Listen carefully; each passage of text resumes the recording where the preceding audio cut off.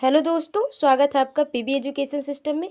तो आज मैं फिर आपके सामने उपस्थित हूँ यूपी टेट के सबसे बहुत ही महत्वपूर्ण जो क्वेश्चन है ईवीएस के। तो आज हम ईवीएस के 30 क्वेश्चंस के बारे में बात करेंगे और ये 30 ऐसे सेलेक्टेड क्वेश्चन हैं जिसका अगर आप आंसर दे लेते हैं, मतलब 30 का 30 अगर आपको आ रहा है, तो मुझे नहीं लगता कि आपको ईवीएस में कुछ ज़्यादा मेहनत करने की ज़रूरत है, क्योंकि ऑलरेडी आप बहुत अच्छा कर पाएंगे। ठीक है, क्योंकि ये जो क्वेश्चंस है बहुत ही सेलेक्टेड है। आई होप आप लोगों का स्कोर आज का बहुत अच्छा रहेगा और आई होप आप सभी लोग बहुत बढ़िया होंगे, पॉजिटिविटी से भरे हुए होंगे और अपनी तैयारी में पूरी तरह से लगे हुए होंगे। तो चलिए ज़्यादा टाइम वेस्ट न करते हुए वीडियो को शुरू करें। और हाँ, यदि आप चैनल पे नए हैं तो चैनल को सब्सक्राइब करें और बेल आइकन को भी प्रेस कर दें, ताकि मेरी जितनी भी चाहे वो KVS, UP TET, C TET या आने वाली जितनी भी टीचिंग परीक्षाएं हैं, उनके लिए जितनी भी वीडियो मैं अपलोड करूं वो आप तक पहले पहुंचे। तो चलिए बात करते हैं आज के पहले क्वेश्चन का। निम्नलिखित में से किस राज्य की कोई समुद्री सीमा नहीं है? ये जो है यूपी टेट का बहुत ही जो है मैप से क्वेश्चन पूछे जाते थे, लेकिन आप सी टेट में देख रहे हैं कि कितना छाया हुआ क्वेश्चन था मैप से। ज़रूर एक दो क्वेश्चन हर पर डे क्वेश्चन पूछा जा रहा था आपका सी टेट में। तो सी टेट में थोड़ा सा यही इस बार लगा कि बदलाव तो हुआ था क्वेश्चंस में, लेकिन यह है कि सिलेबस से बाहर नहीं था। तो देखिए ऑप्शन है गोवा, उड़ीसा, केरल, त्रिपुरा। तो बात करी जाए अगर हम अपनी समुद्री सीमा अगर बात करी जाए गोवा और उड़ीसा, केरल की, तो हम अगर देखें, अगर हम अपना दक्षिणी भारत बना लें, ठीक है, जैसे यहाँ से आपका गुजरात से अब दक्षिणी भारत हो गया ये यहाँ पे, तो आप देखेंगे गोवा आपका यहाँ है, महाराष्ट्र के लगभग ये आपका गुजरात हो गया। तो ये महाराष्ट्र के यहाँ गोवा है, तो गोवा भी अपना समुद्र सीमा अरब सागर से जोड़ रहा है, ठीक है ना। उड़ीसा आपका यहाँ आ गया, तो ये भी आपका उड़ीसा यहाँ आपका आ गया ये। तो ये जो है आपका बंगाल की खाड़ी से अपना सीमा जोड़ रहा है, ठीक है, उसकी सीमा लग रही है बंगाल की खाड़ी से। केरल भी यहाँ है, तो केरल भी क्या कर रहा है, अरब सागर से अपना जो है सीमा साझा कर रहा है समुद्री तट से। लेकिन ऑप्शन आ जाता है त्रिपुरा, त्रिपुरा ही ऑप्शन सही हो जाएगा। अब देख लेते हैं कैसे त्रिपुरा ऑप्शन सही हो जाएगा। जब हम 7 सिस्टर राज्यों की बात करते हैं, 7 सिस्टर स्टेट की बात करते हैं, जैसे मान लीजिए यहाँ पे आपका इस तरह से ये आपका दक्षिणी भारत हो गया और यहाँ से आपका ये हो गया, ठीक है, रफली हम बना लेते हैं। यहाँ पे आपका ये पूरा अरुणाचल प्रदेश हो गया, असम हो गया, मेघालय, ये सारे हो गए। अब आप जब देखेंगे त्रिपुरा और मिजोरम की बात करेंगे, त्रिपुरा और मिजोरम की बात, तो यहाँ से जो आपका देखते हैं कि ये बांग्लादेश का एक देश हो जाता है, जो हम ही से अलग हुआ है, मतलब भारत से अलग हुआ है, ठीक है। तो बांग्लादेश क्या हो जाता है, एक देश हो जाता है। और बांग्लादेश की सीमा जो है वो पश्चिम बंगाल की खाड़ी से या समुद्र तट से मान लीजिए लगती हैं। लेकिन त्रिपुरा जो है वो स्थल सीमा जो है अपना करता है इसके साथ, क्या नाम है इसका, बांग्लादेश, ठीक है। बांग्लादेश से अपनी स्थल सीमा ज्वाइन करता है या बॉर्डर बनाता है, लेकिन इसकी तट रेखा जो है समुद्री सीमा से नहीं लगती है। तो यही ऑप्शन सही हो जाएगा। आई होप आपके पास आप समझ पाए होंगे जो मैं समझाने की कोशिश करी, और आपके पास ज़रूर ही मैप होगा, आप उस पर समझने की कोशिश करिएगा। आई थिंक आपको बहुत ज़्यादा समझाने की ज़रूरत नहीं है, आपने ये कितनी बार मैप देख लिया होगा अब तक, खासकर जब से सीटेट का एग्ज़ाम हो रहा है तब से। आगे देखते हैं किस प्रदेश की सीमा उत्तर प्रदेश से नहीं लगती है? छत्तीसगढ़, झारखंड, महाराष्ट्र, मध्य प्रदेश। तो मैप देखने के लिए इसकी क्या ही ज़रूरत है, मान लीजिए अगर हमारा ये उत्तर प्रदेश है तो यहाँ से छत्तीसगढ़, झारखंड लगते हैं। लेकिन आप ही बताइए, अब हमारा महाराष्ट्र कहाँ आ जाता है, वो तो दक्षिणी भारत में आ जाता है नीचे, और हमारा उत्तर प्रदेश कहाँ है भाई? उत्तर प्रदेश तो अपना जो है उत्तरी भारत में आ जाता है, ठीक है, पश्चिम, उत्तरी, पश्चिमी, और ये देख ही रहे हैं आप, ये पूरब, पश्चिम, उत्तर, दक्षिण। तो बिल्कुल ही दक्षिण में हमारा महाराष्ट्र आ जाता है दक्षिणी प्रदेशों में, जबकि हमारा उत्तर प्रदेश उत्तर दिशा में आता है अपने भारत के। तो यही ऑप्शन सही हो जाएगा, जो अपना सीमा उत्तर प्रदेश से नहीं लगाता है। अब देखिए बसंत काल में फसलों के लिए सर्वाधिक हानिकारक होता है ओस, पाला, तुषारपात, अधिक तापमान। तो ओस पाला एक नॉर्मल है जो होता है, तो गेहूं के या सर्दियों में गेहूं का की फसल होती है तो गेहूं के लिए बहुत अच्छा होता है। लेकिन तुषारपात मतलब बहुत ज़्यादा अगर अधिक पाला पड़ने लगता है या ओस पड़ने लगती है, कोहरा पड़ने लगता है, तो वो फसलों के लिए नुकसान है। या अगर वर्षा हो जाए ज़्यादा तब भी फसलों के नुकसान है, ठीक है। तो ये ऑप्शन हो जाएगा सही। आगे देखते हैं प्रकृति में सर्प पादपों पर निर्भर कीटों को खाते हैं। यदि मोर सर्प खाता है तो मोर होगा प्राथमिक उपभोक्ता, प्राथमिक अपघटक, पादपों का अंतिम अपघटक, खाद्य स्तूप का शीर्ष। देखिए अब समझ लेते हैं, जैसे एक हम पिरामिड बना लेते हैं, ठीक है, खाद्य श्रृंखला का, और इसमें बात हो रही है कि जो पादपों पर निर्भर है कौन, सर्प, ठीक है। तो ये मान लीजिए आपका नीचे है पादप, ठीक है, मतलब पौधे हैं। अब इस पर निर्भर है कौन, सर्प, ठीक है, इस पर निर्भर है। और सर्प को कौन खा रहा है भाई, मोर खा रहा है, ठीक है, मोर खा रहा है। तो ये क्या हो जाएगा, मोर।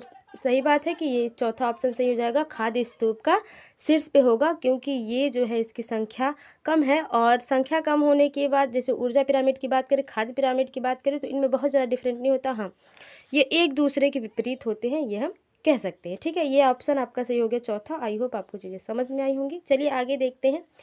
ताजमहल को किसके प्रभाव से खतरा बना हुआ है, ठीक है, किसके वजह से ताजमहल को नुकसान हो रहा है। आप बहुत बार देखेंगे कि पहले ताजमहल पूरी तरह से वाइट था, अब उसका जो रंग है वो हल्का पीला होता जा रहा है। तो किसके कारण, ब्रोमीन, क्लोरीन, ठीक है, सल्फर डाइऑक्साइड, कार्बन डाइऑक्साइड।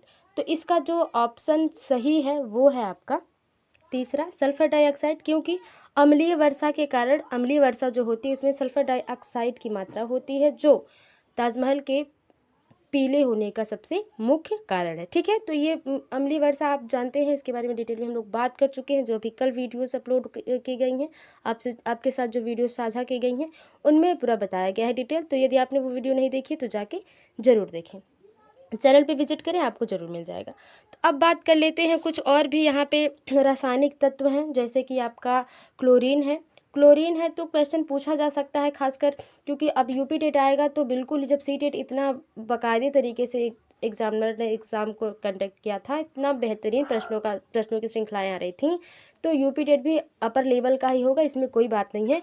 तो क्लोरीन की बात करी जाए तो ये जो है फीका हरा रंग का है और एक रासायनिक तत्व है, और इसकी परमाणु संख्या जो है वो आपका CaOCl2 है, ठीक है, क्लोरीन। अब ब्रोमीन की बात कर लेते हैं कि कुछ जो ऑप्शन होते हैं बहुत ही इम्पॉर्टेंट होते हैं। तो इसका जो है संकेत, इसका जो है Br है, ठीक है, ब्रोमीन को Br से प्रदर्शित करते हैं, और ये गहरा लाल कलर का होता है, गहरा लाल कलर का एक द्रव होता है, गहरा लाल कलर का।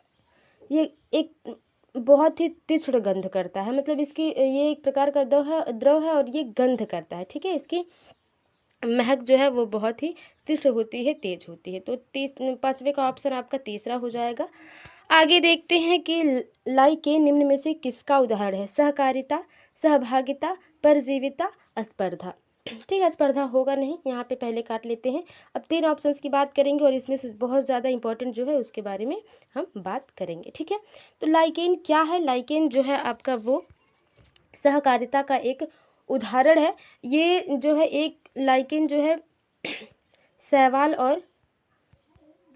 और कवक के बीच की एक कड़ी है, और ये जो है इन दोनों पे क्या करता है, लाइकेन निर्भर करता है, क्योंकि लाइकेन में अब जैसे कवक है, ये एक कवक और शैवाल ये एक दूसरे पर निर्भर रहते हैं, जैसे एक लाइकेन का निर्माण होता है, और इसके पास कवक के पास, जैसे आप कहते हैं, अभी हम कल बात किए थे कि पौधों का रंग हरा किसके कारण होता है ना, तो क्लोरोफिल के कारण होता है। तो वही क्लोरोफिल अब भोजन बनाने के लिए पौधों में सबसे इंपॉर्टेंट काम होता है क्लोरोफिल, प्रकाश संश्लेषण में उसकी मदद होती है। क्लोरोफिल की वजह से जो है पत्तियों का रंग या पौधों का रंग हरा होता है। तो कवक वाइट कलर का होता है, आपने देखी होगी फफूंदी जो सर्दियों के टाइम में रोटियों पे लग जाती है, पेड़ पौधों पे लग जाती है, तो उसमें जो है क्लोरोफिल नहीं होता है। अब इसके भोजन के लिए ये सवाल पर निर्भर होता है, जिससे लाइकेन का क्या है, निर्माण होता है। तो ये सहकारिता ऑप्शन सही हो गया।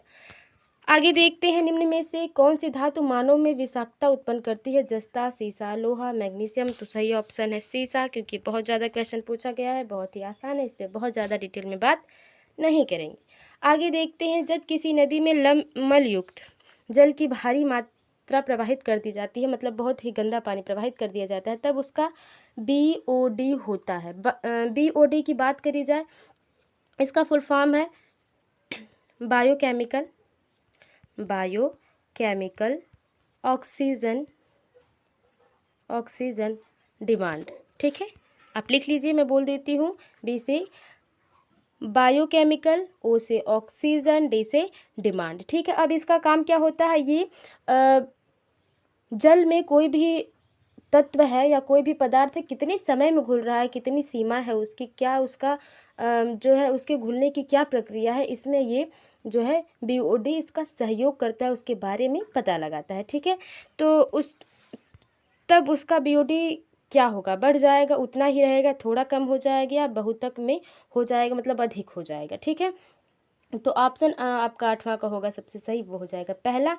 जब मलयुक्त में हम मलयुक्त जल में नदी में मलयुक्त जल की प्रवाहित बहुत तेज़ से बहुत धारा प्रवाहित करते हैं, कुछ ज़्यादा ही करते हैं, तो उसका जो है बीओडी बढ़ जाता है, उसकी जो घुलने की क्षमता क्या हो जाती है, कम हो जाती है। उस टाइम में अगर कोई स्वच्छ जल में अगर आप किसी चीज़ को घुलेंगे तो उसमें घुलने में की क्षमता ज़्यादा होगी। ठीक है, लेकिन अब मलयुक्त जब गंदा पानी होगा उसमें हम कोई चीज़ अगर घुलाने की कोशिश करते हैं तो उसकी मात्रा बढ़ने की वजह से, मलयुक्त चीज़ों की मात्रा बढ़ने की वजह से उसमें जो घुलनशील की क्षमता हो जाती है वो कम हो जाती है। तो सही ऑप्शन हो जाएगा कि बीओडी क्या होगा, बढ़ जाएगा। आई थिंक आपको समझ में आया होगा, और नहीं समझ में आया तो इसके बारे में फिर हम बात करेंगे और पूरी डिटेल में बात करेंगे आने वाले अगले दिनों में। अभी यूपी टेट आपका बहुत टाइम है होने में, तब तक बहुत चीज़ें हम लोग सीखेंगे।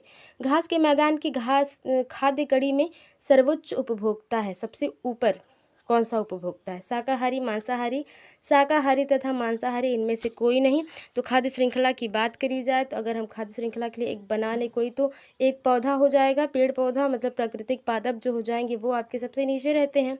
ठीक है, क्योंकि ये क्या है, उपभोक्ता है आपके। ठीक है, उत्पादक है, उपभोक्ता तो जो इनको खाएगा वो होगा ना, तो ये क्या है, उत्पादक हो जाएगा। ठीक है, ये जो फिर से इसको बना लेते हैं अच्छा सा, ये हो गया, ये पेड़ पौधे हैं, ये पेड़ पौधे हैं, तो क्या है, ये उत्पादक हैं, और इन पे क्या है, इन पे जो है शाकाहारी जो जंतु होते हैं वो निर्भर होते हैं, और शाकाहारी जंतुओं पे मांसाहारी निर्भर होते हैं। तो सबसे ऊंचा जो सर्वोच्च उपभोक्ता होगा वो आपका कौन होगा, मांसाहारी होगा। तो मांसाहारी सबसे सही ऑप्शन हो जाएगा। आई थिंक आपको समझ में आ रही होंगी चीज़ें। आगे देखते हैं, पोषण की दृष्टि से अपघटक होते हैं स्वपोषी, परपोषी, मृतोपजीवी, विषम परपोषी। तो सही बात करें, अगर पोषण की हम बात करें तो उसमें सही ऑप्शन जो हो जाएगा आपका वो हो जाएगा तीसरा, मृतोपजीवी। अब देखिए, स्वपोषी क्या है, परपोषी क्या है, और विषम पोषी क्या है, मृतोपजीवी क्या है। स्वपोषी वो पौधे होते हैं, वे पौधे होते हैं, वे जंतु होते हैं जो अपना भोजन स्वयं बना लेते हैं, जैसे पेड़ पौधे होते हैं, वो अपना भोजन प्रकाश संश्लेषण द्वारा स्वयं बना लेते हैं, उन्हें चूल्हे चौके की ज़रूरत नहीं होती है फिलहाल। ठीक है, परपोषी जो दूसरों पर निर्भर होते हैं। मृतोपजीवी वो पौधे हो गए, जो वो जीव हो गए, वो पादप हो गए जो मृतक चीज़ों पर अपघटन करते हैं, या जो मृत चीज़ें हैं उनको खाकर अपना जीवन यापन करते हैं। विषम परपोषी जो अपना भोजन स्वयं नहीं बनाते, दूसरों पर निर्भर रहते हैं, और इसमें एक मेन और मुख्य मुद्दा ये हो जाता है, दूसरों पर निर्भर रहने की खास वजह होती है कि वो उसको नुकसान भी नहीं पहुंचाते हैं, लेकिन परपोषी में वो दूसरों का नुकसान पहुंचाते हैं। ठीक है, जो स्वयं खाना भोजन नहीं बना सकते, जैसे हम मानव हुए, वो हम कहीं ना कहीं अगर फसलों को उगाते हैं तो उनका एक तरह से जो है उनका उपयोग करते हैं, और हम इस प्रकार से हम दूसरों पर निर्भर हैं। ऐसा नहीं कि हम खुद से ही प्रकाश से ही भोजन बना ले रहे हैं पौधों की तरह। तो ये ऑप्शन आपका सही हो जाएगा, पोषण की दृष्टि से अपघटक वाले जो बात थी। आगे देखते हैं, मानव द्वारा निर्मित सबसे छोटा पारिस्थितिक तंत्र है उद्यान, एक्वेरियम, खेत, तालाब। तो इसका सही ऑप्शन हो जाएगा एक्वेरियम। आप देखते होंगे एक्वेरियम वो है जो एक छोटे से जो है बॉक्स में लोग छोटी छोटी मछलियाँ, प्यारी प्यारी मछलियाँ, उसमें घास वास रख के उसमें इलेक्ट्रिक तरीके से कृत्रिम तरीके से उसमें मछलियों को जीवन यापन करवाया जाता है, सुंदर मछलियों को। ठीक है, वो एक्वेरियम हो जाता है आपका, वही ऑप्शन सही हो जाएगा। छोटा पारिस्थितिक तंत्र का एक उदाहरण है, क्योंकि वहाँ मछलियों को नुकसान भी नहीं होता और वो अपना भोजन भी प्राप्त करती रहती हैं, और वो जो समुद्र में उनका जो मंथन होता है या समुद्र में जल में जिस तरह से वो अपने फ्री घूम पाती हैं, उसी तरह से उसमें चीज़ें होती हैं। आगे देखते हैं, प्रायद्वीपीय भारत की सबसे बड़ी नदी है। तो नदियों के बारे में भी डिटेल में बात कर लेनी चाहिए मुझे जहाँ तक लगता है, क्योंकि जो आने वाले यूपी टेट में जो क्वेश्चन होंगे मुझे नहीं लगता कि वो बहुत ही लो लेवल के होंगे, वो स्टैंडर्ड लेवल के होंगे, इसमें कोई दो राय नहीं है। तो देख लेते हैं, कृष्णा, गोदावरी, महानदी, नर्मदा। तो आपका 12वां का सबसे सही ऑप्शन हो जाएगा दूसरा, जो हो जाएगा वो आपका गोदावरी। ठीक है, अब देख लेते हैं गोदावरी के बारे में क्या सबसे मेन बातें हैं, क्या मुख्य चीज़ें हैं उसके बारे में। तो गोदावरी की बात करी जाए तो जो गोदावरी है, गोदावरी नदी ये महाराष्ट्र में है। ठीक है, महाराष्ट्र के नासिक जिले से। अब बहती कहाँ से है, तो ये त्र्यंबकेश्वर से निकलती है, त्र्यंबकेश्वर से निकलती है। ये त्र्यंबकेश्वर मंदिर भी है महाराष्ट्र में, और त्र्यंबकेश्वर जो है पर्वत भी है। तो उसी पर्वत से जो है जो है गोदावरी नदी, माफ़ करिएगा, गोदावरी नदी निकलती है, और ये आके आपका फिर बंगाल खाड़ी में गिरती है। ठीक है, बंगाल खाड़ी में ही गिरती है। यहाँ पे कृष्णा नदी भी आपकी बंगाल खाड़ी में ही गिरती है, और ये महाबलेश्वर पर्वत से होके निकलती है, और पश्चिमी घाट के महाबलेश्वर पर्वत से होके निकलती है। इस तरह से ये क्वेश्चन थे।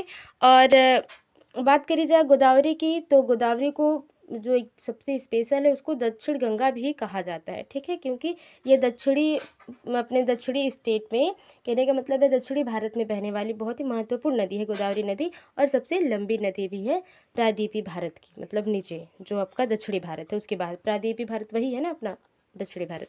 नर्मदा की बात कर लेती है। नर्मदा जो नदी है, नर्मदा नदी की बात करें जो, तो वो मध्य प्रदेश से पश्चिम दिशा में जो है बहती है, पश्चिम दिशा में बहती है। ठीक है, नर्मदा नदी, और इसको कहीं कहीं रेवा नदी भी कहते हैं। ऑप्शन ये आ जाता है कि कौन सी नदी को रेवा नदी या किस नदी को रेवा नदी के नाम से भी जाना जाता है, तो वो नर्मदा नदी है, और ये भारत की 5वीं सबसे लंबी नदी है। ठीक है, ये 5वीं सबसे लंबी नदी है। तो 12वां का ऑप्शन देख लिया जाए तो सबसे ऑप्शन सही हो जाएगा गोदावरी। आई थिंक आपको चीज़ें समझ में आई होंगी। वन्यजीव संरक्षण अधिनियम किस वर्ष की देन है? 1962, 1982, 1972, या जो ये आपका 2800 है, तो 1972 आपका सही ऑप्शन हो जाएगा। 1973 में अभी कल जो बात हुई थी, 1973 में क्या हुआ था, कौन सा रिजर्व आया था, उसके बारे में बात करी गई थी। अगर आपने वो वीडियो देखी है तो कमेंट बॉक्स में बताएं कि वो कौन सा क्वेश्चन था। आगे देखते हैं, सवालों का अध्ययन कहलाता है साइकोलॉजी, एग्रोनॉमी, माइकोलॉजी या हिस्टोलॉजी। तो अगर सवालों के अध्ययन की बात करी जाए तो वो तो जाहिर सी बात है कि आपको पता ही होगा। इसका सही ऑप्शन हो जाए साइकोलॉजी। साइकोलॉजी क्या है, उसको उसमें सवालों का अध्ययन किया जाता है। और ऑप्शंस की बात कर लिया जाए, जैसे माइकोलॉजी हुआ आपका, हिस्टोलॉजी हुआ। तो माइकोलॉजी की बात कर ली जाए तो ये आपका है कवक विज्ञान, मतलब कवक के वर्गीकरण या कवक के बारे में अध्ययन हो जाएगा, कवक विज्ञान आपका हो जाएगा। हिस्टोलॉजी बहुत ही आसान है, आपने हाई स्कूल में पढ़ा होगा, ऊतक विज्ञान। ठीक है, ऊतक के बारे में, शरीर के जो ऊतकों का निर्माण हुआ है ना शरीर का, तो ऊतकों के बारे में जो अध्ययन होगा वो हिस्टोलॉजी हो जाएगा। एग्रोनॉमी जो है वो उसको सस्य विज्ञान कहते हैं। सस्य विज्ञान वो हो जाता है ना, जैसे एक पौधे को किस तरीके से डिफरेंट तरीके से वैज्ञानिकों द्वारा उसको डिफरेंट तरीके से पैदा करना, उत्पन्न करना। ठीक है, कुछ यूनिक तरीके से उपजाऊ बनाने के लिए मृदा के बारे में, तो ये हो जाता है एग्रोनॉमी। ठीक है, आगे देखते हैं, नींबू साधारण पानी में डूब जाता है लेकिन नमकीन पानी में तैरता रहता है, क्योंकि नींबू का घनत्व नमकीन पानी में कम हो जाता है।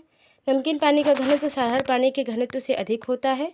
साधारण पानी का घनत्व नमकीन पानी के घनत्व से अधिक होता है। नींबू का घनत्व नमकीन पानी की या नमकीन पानी की अधिक हो जाता है। ठीक है, तो सही ऑप्शन की बात करी जाए तो इसका सही ऑप्शन हो जाएगा दूसरा, क्योंकि नमकीन पानी का घनत्व साधारण पानी के घनत्व से अधिक हो जाता है। इसी वजह से जो है नींबू साधारण पानी में डूब जाता है लेकिन नमकीन जो है नमकीन पानी में तैरता रहता है। ये ऑप्शन आपका सही हो जाएगा। आगे देखते हैं, जल प्रदूषण के नियंत्रण का उपाय क्या हो सकता है? अपशिष्ट को जल स्रोतों में विसर्जित किया जाए, मतलब जो भी गंदा है उसको जल में छोड़ दिया जाए। उपचारित गंदे पानी का उपयोग सिंचाई में किया जाए। अच्छा, अगर गंदा पानी होगा सिंचाई क्या उससे अच्छी हो पाएगी फसल? बिल्कुल भी नहीं। मृत मानव एवं पशुओं को बहाया जाए। अच्छा, ये तो जल प्रदूषण का सबसे मेन कारण हो जाएगा। गंदे जल में अपशिष्टों का उत्सर्जन किया जाए, तो यही ऑप्शन सही हो जाएगा। गंदे जल से क्या है, और भी उसकी यूज है, उसको अलग तरीके से फिल्टर करके उसका यूज़ किया जा सकता है। तो इस तरह से इसके नियंत्रण का उपाय हो सकता है। आगे देखते हैं जो सही ऑप्शन 17वां ऑप्शन माफ करिएगा, भूकंप की तीव्रता मापने के यंत्र को क्या कहते हैं? फिजियोग्राफ, सिस्मोग्राफ, कार्डियोग्राफ, बैरोग्राफ। तो सही ऑप्शन तो सबको पता होगा, भूकंप की तीव्रता मापने की बात यहाँ पे आई है क्योंकि ये बहुत ही आसान है। तो ये ऑप्शन सही है आपका, जो वो है आपका दूसरा ऑप्शन इसका सही हो जाएगा, सिस्मोग्राफ। अब बात कर लेते हैं और से भी जो ऑप्शन जो मेन है उनके बारे में। तो उनके बारे में अगर बात करी जाए, जैसे आपका हो गया कार्डियोग्राफ। कार्डियोग्राफ की बात करी जाए, अब बैरोग्राफ भी बहुत ज़्यादा इंपॉर्टेंट है। वायुदाबी यंत्र होता है, वायु के तापमान में कितनी वृद्धि हुई, कितनी वो उसकी वृद्धि कम हुई है, मतलब घटा है, तो उस वायुदाबी यंत्र कहते हैं। बैरोमीटर को वायुदाब को मापने के लिए इसका यूज़ किया जाता है। तो ये आपका हो गया। अब कार्डियोग्राफ की बात करी जाए तो कार्डियोग्राफ भी बहुत ही इंपॉर्टेंट है अपनी मात्रा में, सभी लोगों ने देखा होगा। ये हृदय गति की जांच के लिए इसका यूज किया जाता है, क्योंकि आपने जब भी आप कहीं किसी या वृद्ध को, या अब तो सबको नॉर्मल हो गया, सभी लोगों को बीपी चेक करवाना पड़ रहा है, तो आप कार्डियोग्राफ को देख सकते हैं नॉर्मली, क्योंकि ये बहुत ही ज़्यादा अब इस टाइम में तो बहुत ज़्यादा, चाहे वो छोटा हो या बड़ा हो, सबको कार्डियोग्राफ की आवश्यकता हो रही है ना। हृदय की गति को मापने के लिए इसका यूज किया जाता है। सूर्य से निकटतम ग्रह कौन है? मंगल, बृहस्पति, शुक्र, बुध। तो सबसे सही ऑप्शन हो जाएगा बुध। और शुक्र को पृथ्वी का जो है पृथ्वी की तरह, पृथ्वी के आकार में ही बड़ा होता है ये शुक्र जो है, और इस शुक्र को ही पृथ्वी की बहन कहा जाता है। ठीक है, पृथ्वी की बहन कहा जाता है। मंगल जो है लाल ग्रह है, पूरा सौरमंडल का सबसे लाल ग्रह है। और बृहस्पति की बात करी जाए तो ये लाल धब्बे वाला सबसे बड़ा ग्रह है, उपग्रह माफ़ करिएगा, सौरमंडल का। ठीक है, तो आई थिंक आपको चीज़ें समझ में आई होंगी, बहुत ही ईजी हैं। और सबसे पहला ही चैप्टर है आपका यूपी टेट के ईवीएस का, माफ़ करिएगा, सबसे पहला चैप्टर ही है आपका ग्रह और सौरमंडल पूरी तरह से। तो पर्यावरण शिक्षा में समस्या समाधान विधि का गुण है लक्ष्य केंद्रित, सृजनात्मक विधि, चयनात्मक विधि, यह सभी। तो सही बात कर ली जाए तो पर्यावरण शिक्षण में समस्या समाधान विधि का तीनों ऑप्शन ही सही है, क्योंकि लक्ष्य केंद्रित होना चाहिए, क्रिएटिव होना चाहिए, और उसका चयन एक अच्छे तरीके से करना चाहिए, ताकि बच्चे आसानी से समझ सके, हम बच्चे की समस्याओं को सॉल्व कर पाएँ। ठीक है, प्रॉब्लम्स को सॉल्व कर पाएँ। चिपको आंदोलन की प्रणेता हैं हेमवती नंदन बहुगुणा, सुंदरलाल बहुगुणा, मदर टेरेसा, महात्मा गांधी। तो सुंदरलाल बहुगुणा को कौन नहीं जानता है। चिपको आंदोलन कहाँ से शुरू हुआ है, कमेंट बॉक्स में बताएं। और चिपको आंदोलन में क्या नारा महिलाओं ने दिया था, वो नारा भी ज़रूर लिखें, यदि आपको पता हो। तो नहीं पता हो तब भी आप बताएं, क्योंकि बहुत ही ईजी है और सबको पता होगा आई थिंक। आगे देखते हैं, दही जमाने हेतु कौन सूक्ष्मजीवी उत्तरदायी है? Aspergillus, Streptococcus, retrovirus, Lactobacillus. तो लैक्टोबैसिलस ही सही है। और इसके पहले वीडियो बनी थी केवीएस की, माफ़ करिएगा, केवीएस की इस टाइम क्लासेस चल रही है, तो केवीएस का ही नाम आ रहा है, ईवीएस की। ठीक है, यूपी टेट के ईवीएस की। तो दूध से दही बनने की प्रक्रिया क्या कहलाती है? तो उसमें किडवन ऑप्शन सही था, वो वाली भी बात कही है, वहाँ पे वीडियो की बात हुई थी। और यहाँ पे इस वीडियो में मैंने दही में जो सूक्ष्मजीवी इंपॉर्टेंट होता है दही, दूध से दही बनने की क्रिया में, तो वो हो जाता है आपका लैक्टोबैसिलस। ठीक है, ये जो सारे स्ट्रेप्टोकोकस है, रेट्रोवायरस है, इनके बारे में भी बहुत सारी बातें हुई हैं। और ये जो क्वेश्चन है ये मैंने शायद दूसरी बार ली है, इसके पहले मैंने जो बहुत पहले 1 महीने 1.5 महीने पहले जो मैंने वीडियो बना रखी थी सी-टेट के लिए, उसमें मैंने इस वीडियो को इन्वॉल्व किया था। आगे देखिए, इस क्वेश्चन को माफ़ करिएगा, इन्वॉल्व किया था। मानव रुधिर वर्ग की खोज सर्वप्रथम किस वैज्ञानिक ने की? लैंडस्टीनर, जैनिंग, कहाँ गया, जैनिंग, पेंटिट एवं मास्ट, कार्ल मार्क्स। सबसे सही ऑप्शन है लैंडस्टर, क्योंकि सबको पता होगा, बहुत ही इजी क्वेश्चन है, इसके बारे में ज़्यादा बात नहीं करते हैं। निम्न में से कौन सा कार्यांतरित सेल का उदाहरण है? ठीक है, बलुआ पत्थर, ग्रेनाइट, संगमरमर, चूना पत्थर। तो इसका सही ऑप्शन जो है, इसको बताना नहीं है, वो आपका है संगमरमर कार्यांतरित सेल। पूरी तरह से जब हम पृथ्वी की आंतरिक संरचना के ईवीएस में पढ़ते हैं आपका यूपी टेट के, तो उसमें पूरी तरह से बताता है कि किस तरह से उसका जो भू प्रॉपर्टी है वो किस में बदलता है, कौन सी, चाहे वो चूना पत्थर की बात हो, बलुआ पत्थर की बात हो, ग्रेनाइट की बात हो, सबके बारे में बात होती है जब हम पूरी तरह से ईवीएस के चैप्टर वाइज चीज़ों को पढ़ेंगे तब हम जान पाएंगे। महासागरों में निम्न में से कौन सा लवण सर्वाधिक मात्रा में पाया जाता है? और हाँ, मैं बता दूं, अगर आपको टॉपिक वाइज अगर वीडियो चाहिए, जैसे क्वेश्चन नहीं चाहिए, टॉपिक वाइज भी वीडियो चाहिए, तो आप ज़रूर कमेंट में बताएं, मैं आपके लिए प्रोवाइड करूँगी।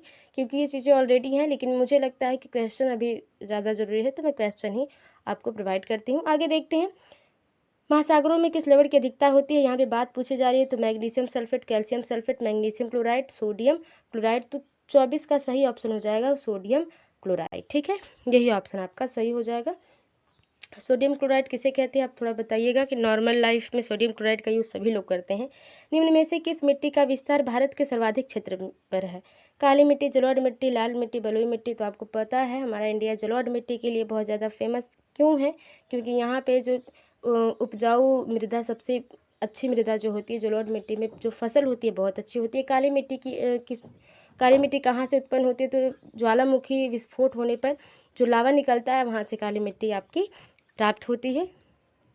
प्लेग क्या है? प्लेग है विषाणु जनित बीमारी है, कवक जनित बीमारी है, जीवाणु जनित बीमारी है, खनिज जनित बीमारी है। तो खनिज जनित बीमारी तो होगी नहीं प्लेग। तो प्लेग की बात करी जाए तो आपका जो है तीसरा ऑप्शन सही हो जाएगा, जीवाणु जनित बीमारी है। अब जीवाणु जनित बीमारी जैसे आंत ज्वर होता है ना, आंत ज्वर एक तरह से बुखार हुआ आपका, ठीक है, हैजा, टिटनेस, ये सब जीवाणु जनित बीमारी है। ये आपका हाई स्कूल में पूरा रटवाया जाता है पूरी तरह से। हाई स्कूल इंटर में जब आप बायो पढ़ेंगे ना, अगर आपका इंटर बायो से होगा, तो आप जानेंगे कि आपने पूरी तरह से इसको रट्टा मार लिया होगा, और ये पीरियड में अगर आएगा तो आप इसको तोड़ फोड़ देंगे ना, खासकर अगर बायोलॉजी, मेरी तरह अगर आप बायोलॉजी सेशन से होंगे तब। विषाणु जनित बीमारी भी लगभग वही हो जाती है। हाँ, कवक में सबसे ज़्यादा इंपॉर्टेंट जो हो जाता है वो हो जाता है आपका दाद। दाद के समय जो होता है, दाद जिससे खुजली बहुत ज़्यादा होती है, चकत्ते चकत्ते शरीर पे हो जाते हैं, तो वो आपके कवक की वजह से वो बीमारी होती है। किस देश में लचीला संविधान लागू है? अमेरिका, चीन, भारत, यूनाइटेड किंगडम। तो आप सभी को पता है 27 का आंसर बहुत ही आसान है, वो है आपका यूनाइटेड किंगडम। और ये भी बताइएगा कि किस देश में जो है लिखित संविधान नहीं है, ये भी आप बताइएगा। देखते हैं कौन कौन लोग इसका सही आंसर देते हैं। एलिफेंटा द्वीप अवस्थित है मुंबई तट, गोवा तट, कच्छ तट या गंगा डेल्टा। तो एलिफेंटा द्वीप आप सभी लोगों को पता है ये कहाँ पे पाया जाता है और क्यों सबसे ज़्यादा प्रसिद्ध है।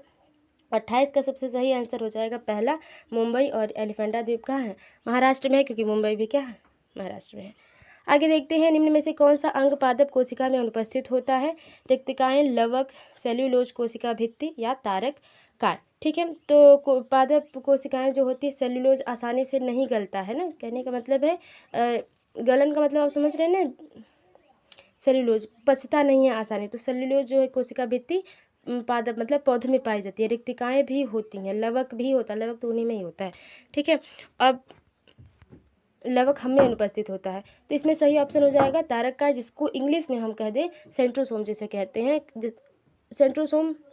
सेंट्रोसोम की बात आपको समझ में आ रही होगी। सेंट्रोसोम के अगर हाई स्कूल में आप पढ़े होंगे तो आपको याद आ रहा होगा कि इसमें जब ये होता है कोशिका विभाजन होता है, तो ये सेंट्रोसोम बहुत ज़्यादा इंपॉर्टेंट होते हैं कि ये जो कोशिका विभाजन होगा वो किस प्रकार का, अर्धसूत्री होगा या समसूत्री होगा, इस तरह से, या विषमसूत्री होगा, इस तरह से क्वेश्चन होते हैं। आगे भी इनके बारे में बात करेंगे। आगे देखते हैं, मनुष्य के शरीर की सबसे बड़ी ग्रंथि है अधिवृक्क ग्रंथि, पीयूष ग्रंथि, अग्नाशय, यकृत। तो आपको पता है कि इसका सही आंसर क्या होगा, यकृत। ठीक है, और मानव शरीर का जो लीवर है आपका, वो बहुत ही जल्दी अगर कोई इसमें गलतियां होती हैं, कोई भी अगर कमियां होती है, तो वो खुद से अपने आप को मैनेज कर लेता है, मतलब कि ठीक हो जाता है। तो ये थे आपकी ईवीएस के 30 क्वेश्चन। आई होप आपको पसंद आए होंगे। वीडियो थोड़ी सी भी हेल्पफुल लगी तो वीडियो को like, share and comment box में बताएं कि आपको वीडियो कितनी हेल्पफुल लगी। और हाँ, लास्ट में जाते जाते आप चैनल को सब्सक्राइब जरूर कर लीजिएगा और बेल आइकन को भी प्रेस कर दीजिए। मिलते हैं आपसे अगली वीडियो में, तब तक के लिए bye bye and take care.